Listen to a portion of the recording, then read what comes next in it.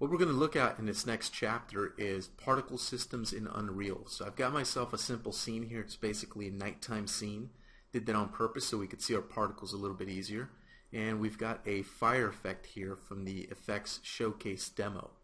And if I look at this, if I click on it and look at the details panel, you can see that I've got my particle system over here.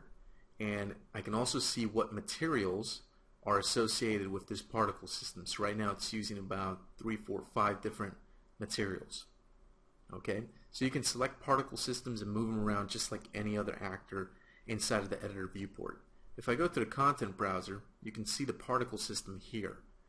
If I go ahead and double click on this particle system, it's going to open up an editor window, and this editor is called Cascade. And Cascade is Unreal's built-in system for creating particle systems and effects. So it's pretty cool, very powerful and robust, and it's actually pretty simple and straightforward to use.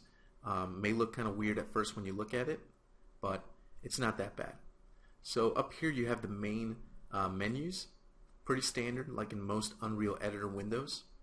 We've also got the main toolbar up here so we can save our particle system. We can click on Find in Content Browser, and that'll take us to the content browser.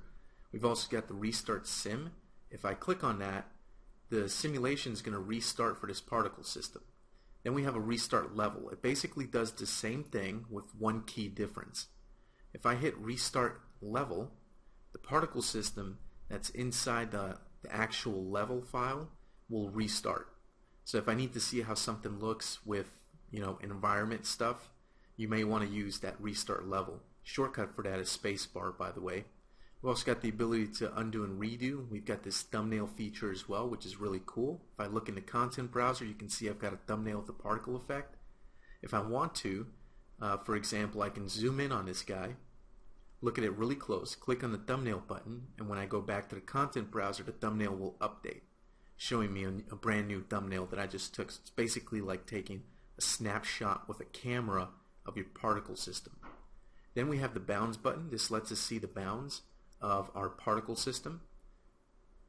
We've also got the origin axis in case you want to see where the actual pivot point of this particle system is. A little bit hard to see with the really bright fire, but if you look carefully you can see it's right there. It's the X, Y, and Z widget. We also have the ability to change the background color.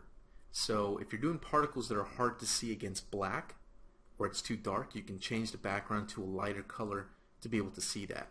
However, black works perfect for a bright fire. Then we have our level of detail tools up here in the top right, and these allow you to do levels of detail and different lots for the particle system, which optimizes the particle system. That's more of an advanced topic, not going to go over that right now.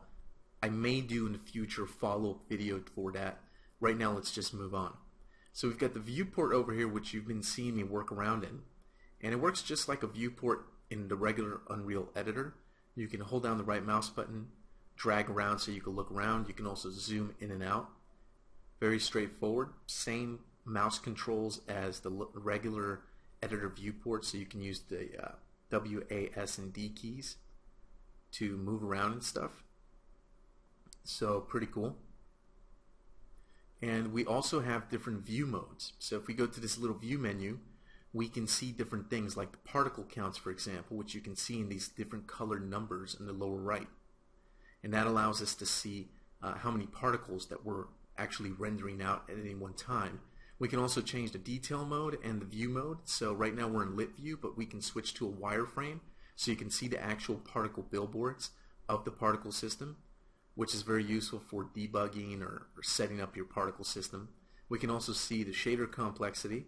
Green are areas that are very cheap to render. Red areas are areas where you have a lot of overdraw and more expensive to render. So you want to keep the red to a minimum, but red isn't necessarily bad, so you're not trying to get rid of all the red. And we'll talk more about that in a future video when we start getting to more advanced particle systems and stuff like that. Then we have all these other options over here. For example, we can turn on a grid. If you feel that you need to see a grid in order to have a better kind of spatial understanding of the viewport, you could. Sometimes it comes in pretty useful. We have this time menu over here that lets you do something pretty cool. We can pause and we can play the the simulation of the particle system. So we can actually pause it and have a look at it. We also have this real-time button, and you can control that real-time button with the shortcut Control R. And it's basically like pausing and playing the actual simulation of the particle system. So I can pause it with Control R, I can look at it, kind of analyze it, see if everything looks okay, and then I can start playing again with Control R. We've also got the ability to change the speed of the animation. So right now it's 100%. I can slow it down and choose something like 25% or something slower, so I could see these particles basically in slow motion. The reason why you would want to do that is for debugging, so you could see the particles moving around. Maybe they're moving really fast, so you want to get a good look at them and make sure everything's working the way you want it to. Okay, and then over here we have the emitters tab, but we'll talk more about that in the next video.